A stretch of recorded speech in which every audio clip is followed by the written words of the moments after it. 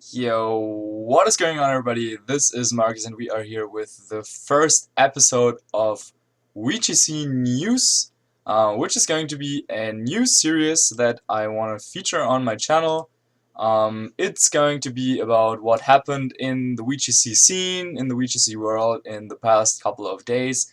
Since it's the first episode, I will cover a little bit longer period of time, like roughly the last 2 weeks. And I don't know, because you guys always said like you thought it was helpful when I posted links in the descriptions of my videos, and so I felt like maybe you were interested in doing something like this. So instead of always having like to search through the description of the various videos on my channel to get the links you want, you have them in one place now.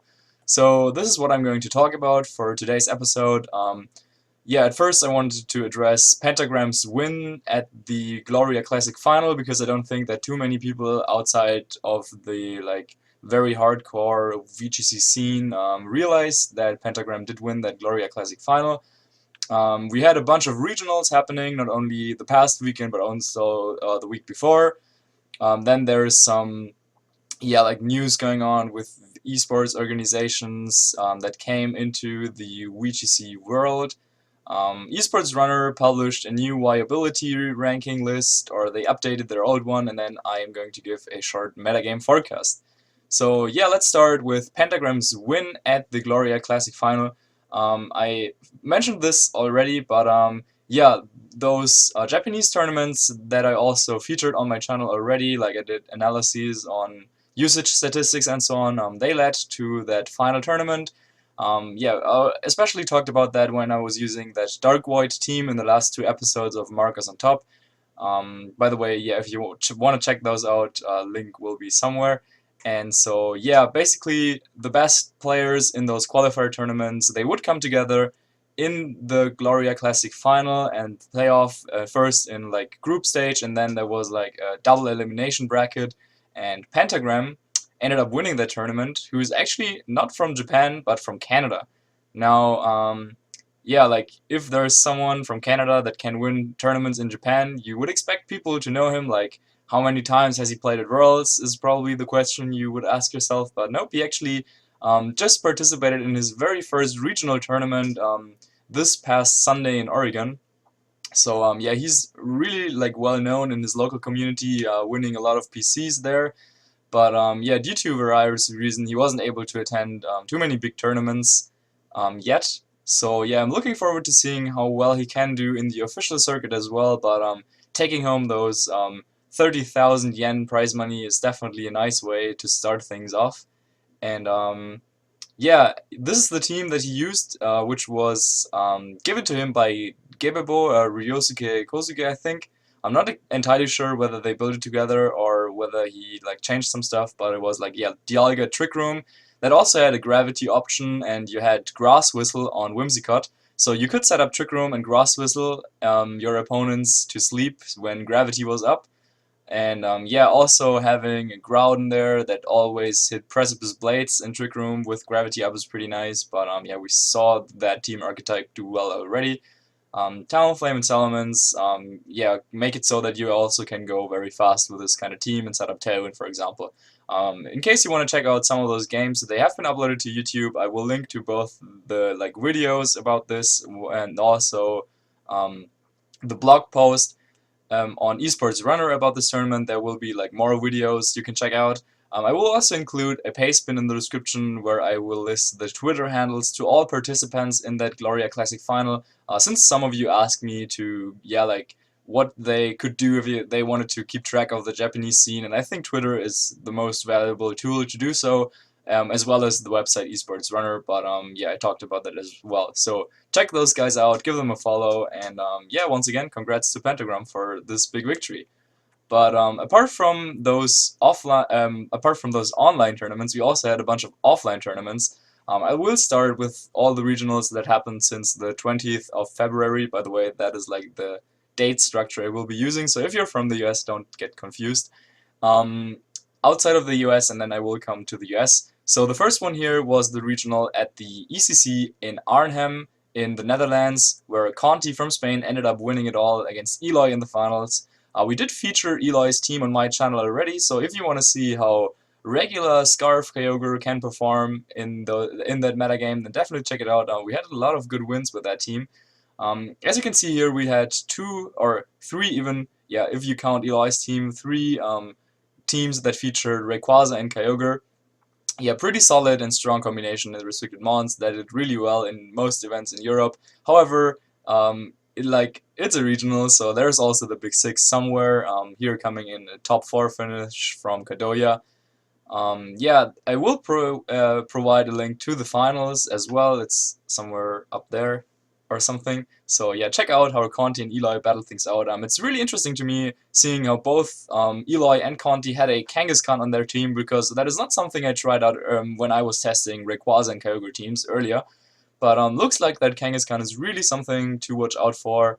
Another interesting Rayquaza Kyogre team coming out here from Hibiki. I think he used that exact same team for I don't know, 3 top cuts at regionals now.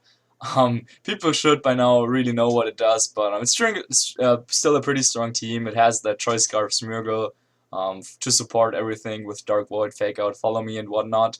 Clefairy for more redirection, and then yeah, his Kyogre can just spam those water type attacks. Definitely check out his top 8 game. I will also link that. And yeah, it really goes to show how if you can just help your Kyogre get off those water type attacks, how strong a team can really be. So yeah, this is what is going on in Europe at the moment. The latest tournament here. It's a little bit different from what we've seen in other countries, but yeah. Also, Peru and Mexico had 2 regional tournaments. I don't know too much about what went on there. I don't have any insight on the teams at all.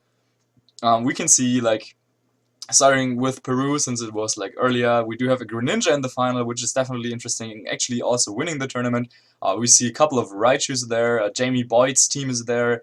We do see a Mega Gengar and Crobat core to counter a Big Six, potentially that was Hidden Power Ice Gengar. But yeah, I don't know, lots of different stuff, variations of the Big Six, but also Rayquaza and Kyogre teams. But yeah, those 2 really being the only restricted Mon combinations that made it to the top 8 here in this regional. So yeah, only Ray, Ogre, and only Groudon Xerneas teams, and yeah, that is the most interesting thing about those teams, I think. Then coming over to Mexico, we see a little bit more variety here, I think. There's a Ho-Oh, a Kyurem, we do see Mega Metagross, and yeah, Dual Primal took it all, a Trick Room team with Bronzong. It's a little, yeah, I'm not sure who exactly built that team, but I've seen it around before. So yeah, you have Bronzong, the Dual Primal option. Also, we will talk about that in a bit. Yeah, that also won another regional in the US. So yeah, more interesting teams. Big Six is there as well. So yeah, but again, I don't really have too much information about those teams. But yeah, by the way, those were directly taken from RP in the House's blog post on Nugget Bridge. I will link that as well. So there you can basically check out what made top 8 at any tournaments, and then there's also an interesting post by Lightcore, also on Nugget Bridge. I will also link that somewhere here, that has usage statistics and so on. So yeah, check those out if you want to see what did well at regionals. But now, coming over to the US regionals, there was St. Louis regionals going on, two-day event, 20th and 21st of February. That was live streamed on the official twitch.tv/Pokemon VGC channel. So that was really, really nice. We did see Ray Rizzo making his debut behind the mic, and I thought that was really interesting to see a 3 times world champion talk about this new format. He did a pretty good job in my opinion, and yeah, it was a really nice stream. We saw a lot of more games than we are used to. They streamed all the top 8 games, all top cut games in total. Then also all the games that happened the last round of Swiss. So yeah, the stream was definitely really nice. ACENOWAK, Drew Novak, came out on top of everything with his Kyogre and Xerneas dual restricted Mon combination. Also having 2 Megas here in Salamence and Kangaskhan, and then he had that physical Thunderous with Prankster and Roleplay, Superpower Wild Charge, a really interesting set. It really did a lot of work on stream, and I think that was probably the most interesting thing coming out here in this regional. I didn't test his set yet, but I'm looking forward to trying it out myself. So yeah, really solid team, very interesting choices, and yeah, he ended up on top. and yeah, just I don't know. Congrats to him. Cool team. Though another story, unfortunately, that also happened there. Like, okay, so Sean got second place, and the unfortunate thing is not the fact that he got second place, but what people like said about that. Sure, he got a little bit lucky, or he got lucky with like moody rolls, and maybe he didn't make the most like the best plays in all situations. But I don't know, like just the fact that, for example, people like didn't really understand that his Xerneas was like modest with a lot of bulk, made them believe that he made some misplays here and there. But yeah, for sure, at some points he probably also made mistakes. But yeah, I don't want to go into too many details though. If you want to read what Sean has to say about all this, then check out his blog post he made on Nugget Bridge. And yeah, how he feels in the situation. And I definitely think it's important to read something like that because yeah, I don't know. As a community as a whole, I don't think we should be bashing people who play on stream and so on. It's fine if you criticize plays, but what I read on Twitter was like, I don't know, attacking him as a person. For like, for example, that is certainly a no-go. Don't do that. It doesn't help anyone. And yes, then in the top 4, completing the top 4 here were Chopper and Abos5, I guess. He also made a blog post about his team where he used Kieran White to good success, so definitely check that out, give it a read. His writing style is a little bit interesting, but yeah, if you enjoy that, then definitely give it a go. Chopper's team, yeah, like he built that together with King of Mars, or he probably just took it from him, I don't know. But yeah, some interesting choices like Lumberry, Substitute, Feral Thorn. All those teams, by the way, are also on the Pokemon.com website. And I will also leave a link to the stream replay archive on Twitch, where you can check out all the battles from the Top Cut and from Swiss that were streamed. So yeah, check that out in the description. More regionals happened, and yeah, like, who would have guessed it, CYBERTRON attended regional, and of course he also won it with a dual primal team here. So another victory for those dual primal teams, and another bronze on coming out here. We do see the Smeargle, which is mainly there to, yeah, like just counter opposing Smeargles with Crafty Shield.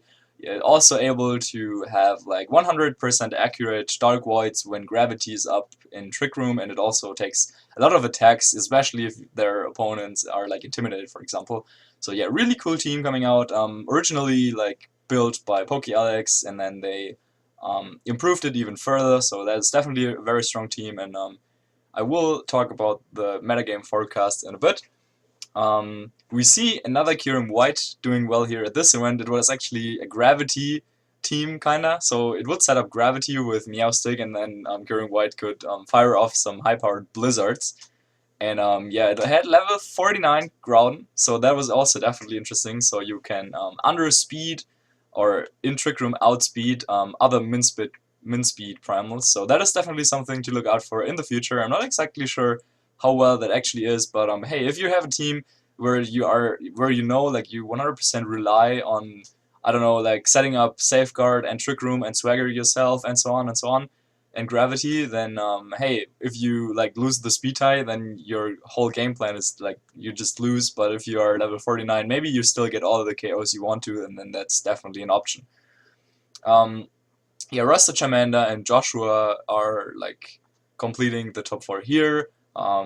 Yeah, like, I don't know, not too much to talk about here. Joshua's team is just the big 6 with Kyogre over Groudon. I don't have any more information about what exactly they ran, but yes, those teams will also be up on Pokemon.com as usually. Next set of regionals were in Florida and Oregon, and yeah, congratulations to my good friend WOLFEY that he was able to win with his Kyogre Dialga team. Yeah, we put quite a bit of work here in this team, and after he finished in the top 32 at the Virginia regionals, I think, yeah, he wanted to do well, and I also wanted him to do well, so yeah, we decided that it was probably like a good idea to switch things up, and so that he wouldn't use the big 6 again, but so yeah, he went and tried to go back to his strengths and build some bulky stuff again, and I tried and help him with that, and we, I don't know, made a pretty solid team, I think. By the way, also good news to everyone, it looks like WOLFEY also finally decided that he wants to attack YouTube a little bit, and wants to start his channel in a bit. You will definitely get notified when that happens, but yeah, he plans on using the team there as far as he said on Twitter at least, so yeah, definitely be prepared for that. I'm really looking forward to it. Apart from that, the other main story from that event, or there's like two main stories. The other one being En Fuego, Matt Coyle had to leave for his flight and couldn't play in the finals, which is kind of heartbreaking. So making Wolfey the winner by default. That's actually the second time this happened this season. The other one being Osiris not playing his finals against Joseph Richardson in the UK, some UK regionals. So yeah, I don't know if those regionals like want to be one-day events. Yeah, like planes and trains, they just leave at a certain time. So it's kind of like, I don't know, a topic for itself that you could talk about, like what is the perfect like tournament format and tournament system, when should tournaments start, when is it like breaks, 2 days, 1 days, best of three, best of one, I don't know, and so on. But I think it's like really unfortunate if players like have to leave before playing the finals. But hey, that's just how it is. Would have been fine, or would have been nice to see that Evoltal come out here against Wolfie's team, because yeah, would have been interesting to seeing, but that did not happen, unfortunately. And then the other story, Ashton Cox went into the top 4 with a Pikachu. Yes, that is no mistake, he used a Pikachu. His moveset was Volt Tackle, Fake Out, Feint, and Protect, I believe. Yeah, no Hidden Power there. Hidden Power Ice was in his ground. So yeah, because of Pokemon's 20th anniversary, by the way, happy birthday Pokemon once again. I think I said that already, but whatever. He decided to go with Pikachu and actually made it work. And yeah, I watched this series against Wolfie on stream, and that was actually really problematic for him, but whatever. So yeah, Pikachu, I don't know, I don't want to say too much about it. Kamal reached the top 4, and then since Matt Coyle left, he played an exhibition set against Wolfie and defeated him there 2-1. Lucario came out there but didn't do too much, so I'm not really sure if Lucario is like a good choice or not, but dual primal once again, and yes, so that was that regional. Wolfie won. Yeah, teams are not up on Pokemon.com yet, but they will be in a bit, I'm sure. And the second regional that happened past weekend was Oregon Regionals, where Randy, our Animate, was able to win once again with his beloved Espeon. After reaching, yeah, like after getting second place in the Scramble on Nugget Bridge, he won this regional. This time rocking a clever set on Espeon. I really like that, with Choice Scarf and Trick. I thought, like, what did you use before? Like that spoon item, I don't know, like that raises physical, like, sorry, psychic attacks. I don't know. I really thought Choice Scarf was an improvement for that, and yeah, also the Smeargle. You can check out Randy's blog, where he had already talked about this team while it was like still in construction, and before the Big Six hype really started. So yeah, he realized what was good in the format like pretty early, and with Magic Bounce, Espeon also prepared for opposing Smeargles. So I really like that team, and congrats to him. Another very established player that takes home a regional. And then the other teams, I don't know too much.